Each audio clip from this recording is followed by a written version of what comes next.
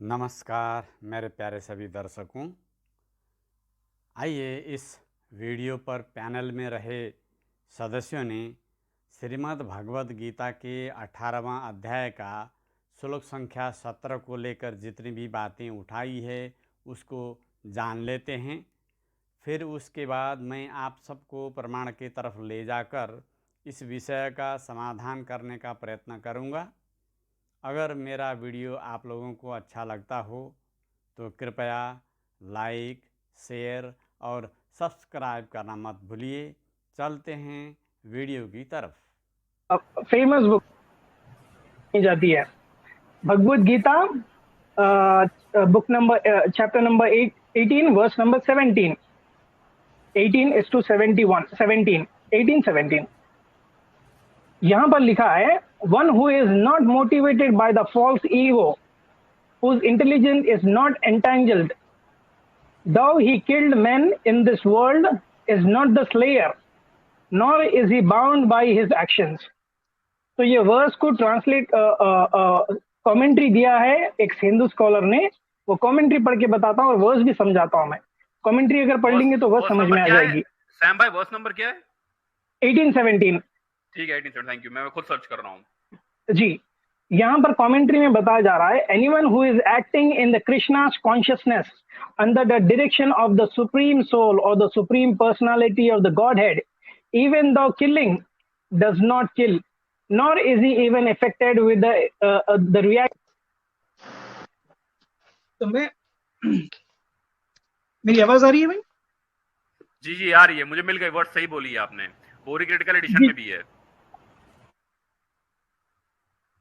जी, मैं ये वर्स आपको थोड़ा और समराइज करके बताता हूँ कि यहाँ पर लिखा गया है कि if a devotee of Krishna, जो कृष्णा का डिवोटी बन जाता है, उसकी कॉन्शियसनेस में आ जाता है, जो बड़े बड़े पुजारी महंत जो रहते हैं कृष्णा के डिवोशन में रहते हैं, देखिए कि भाई वो एक स्थान पाली, एक कृष्णा के कॉन्शियसनेस से जुड़ गए हैं, गॉड से कनेक्ट हो गए हैं। तो if a devotee of a Krishna kills a man in this world, he is not called as a killer. तो वो शख्स जो कृष्णा के कॉन्शियसनेस में जुड़ गया है, अगर वो आदमी का कत्ल भी करता है तो वो कातिल नहीं कहलाया जाएगा और ना ही उसके ऊपर कोई सिन इनकर होगी, फ्री ऑफ चार्जेस। तो ये जितने पुजारी, संत, महंत जितने भी हैं, जो बड़े बड़े ब्राह्मण्स हैं, जो बोलते हैं कि हम कृष्णा से जुड़े हुए हैं, कॉन्शियसनेस से जुड़े हुए हैं, वो शख्स, वैसे लोग किसी को भी मार सकते हैं, उनके ऊपर कोई धब्बा नहीं बैठेगा, ना ही उनके ऊपर सिन चढ़ेगा, ना ही उनको कोई किलर बोलेगा। ये लिखा गया है भगवद गीता में।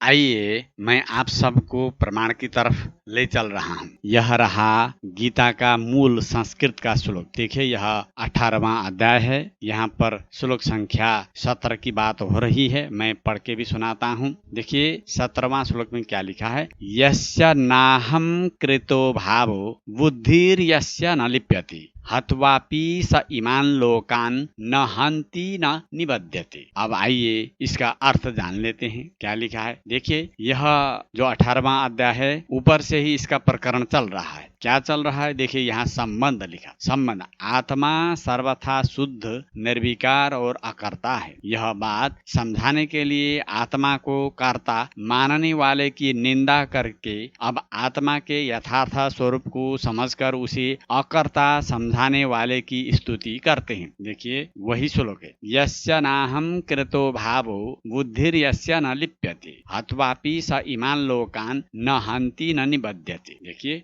जिस पुरुष के अंतःकरण में मैं करता हूँ ऐसा भाव नहीं है तथा जिसकी बुद्धि सांसारिक पदार्थों में और कर्मों में लिपायमान नहीं होती, वह पुरुष इन सब लोगों को मारकर भी वास्तव में न तो मारता है और न पाप से बंधता है। देखिए अब मैं दूसरी अर्थ की तरफ लेके चल रहा हूँ। देखिए आप लोग यहाँ तोड़ तोड़ के दिया गया है, उसको भी आप लोग समझ सकते हैं। यस्य श्लोक ही है, यस्य जिसका अहंकृत भाव अहंकृत भाव मैं करता हूँ ऐसा भाव नहीं है। और यस्य जिसकी बुद्धि न लिप्यते लिप्त नहीं होती, स वह युद्ध में ईमान इन लोकान संपूर्ण प्राणियों को हत्वा मारकर अपि भी न हंति मारता है और न निबद्धते बंधता है। अब चलिए इसका वास्तविक अर्थ यानी वास्तविक भाव क्या है उसको जान लेते हैं। देखिए यहाँ पर लिखा है टीका में, डॉक्टर राधा कृष्णन इस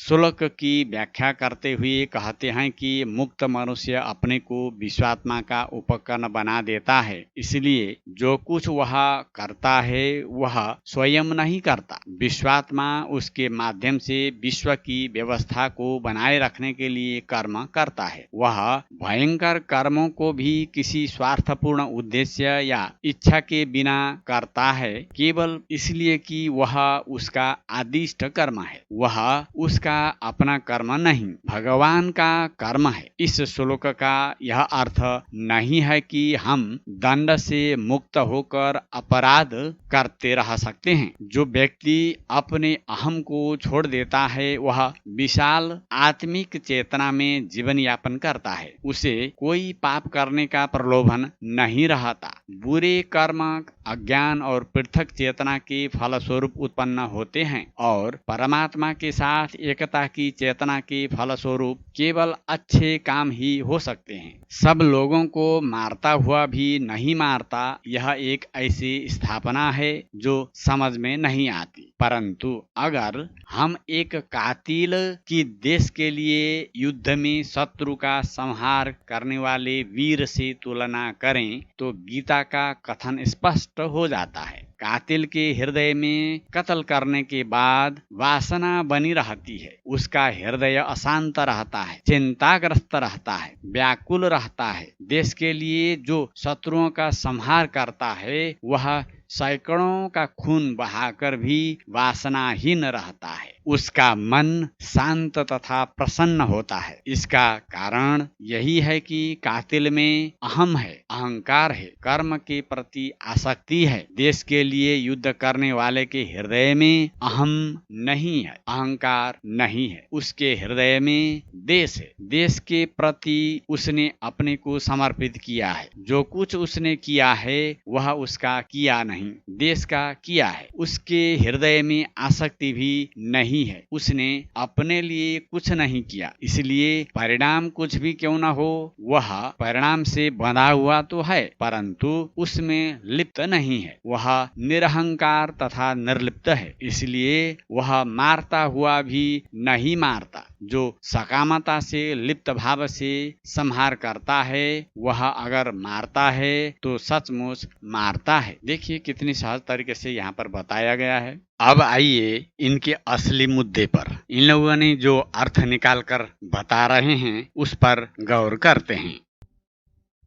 जब आप लोग गीता का इस 17वां श्लोक का यह अर्थ बता रहे हो कि पूरी तरह से मन वचन और कर्म द्वारा श्री कृष्ण में समर्पित होने वाला भक्त किसी को भी मारने के लिए उसे पूरी तरह से खुली आजादी है, क्योंकि किसी को मारने पर भी उसको पाप नहीं लगता। भाई अब आप लोग मुझे यह बता दो कि प्राचीन काल की बात को तो छोड़ो, उद्धव जैसे परम भक्त भी हुए थे। अब तक के आधुनिक काल में श्री कृष्ण जी के जितने भी परम भक्त हुए हैं वे सब श्री कृष्ण जी में ही तल्लीन होकर उन्हीं पर समर्पण हो गए, जैसे मीराबाई। भाई अब हमें यह बता दो कि मीराबाई ने कितने मनुष्य को मार दिया। आप लोगों के पास तो इसका पूरा डाटा अवश्य होगा। इसी तरह से सूरदास जी ने कितने मनुष्य को मार दिया भाई, इसका भी आप लोगों के पास डाटा तो जरूर होगा। उसी तरह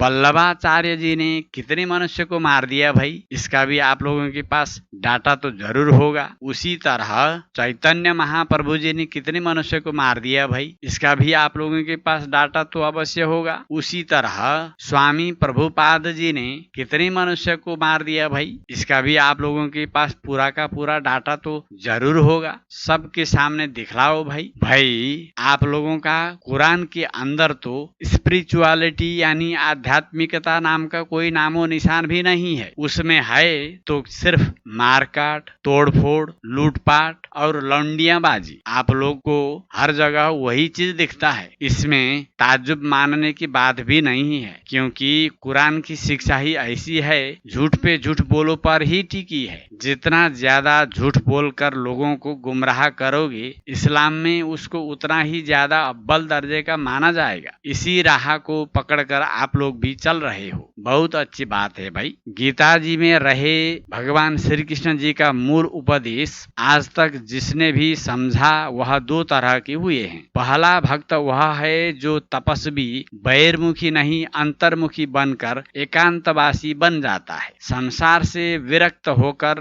वह गिरी कंदराओं में, गुफाओं में, कुटिया बनाकर घने जंगलों में और नदी के तटों में रहने लगता है। ऐसी अवस्था में वह भक्त किसको मारता होगा, सोचने वाली बात है। हाँ, अपने अंदर छिप कर रहे इंद्रिय जनित शत्रु काम, क्रोध, लोभ, मोह, द्वेष, ईर्ष्या इत्यादि को अवश्य भी मारता होगा। अब दूसरा भक्त वह है जो गृहस्थ आश्रम में रहकर कीट पतंग से लेकर पशु पक्षी एवं समस्त मनुष्य में सबको अपना आत्मवत मानता है, विश्व के समस्त प्राणी को अपना परिवार मानता है। इस अवस्था में वह किसी दूसरे को मार ही नहीं सकता। अगर इस उपदेश का जवाब अर्जुन पर ही केंद्रित रहकर तलाश करें तो भगवान श्री कृष्ण जी ने रणभूमि में अर्जुन को निमित्त बनाकर यह उपदेश दिया है। इससे यह मानना ही पड़ेगा कि वहां उसे सिर्फ क्षत्रिय धर्म पालन के लिए दिया है। तो भाई कुरान को मानने वाले के पास तो पहले से ही ईमान नामी ताला अक्कल पर लगा होता है। अगर वह ताला खोलने की प्रयत्न करोगे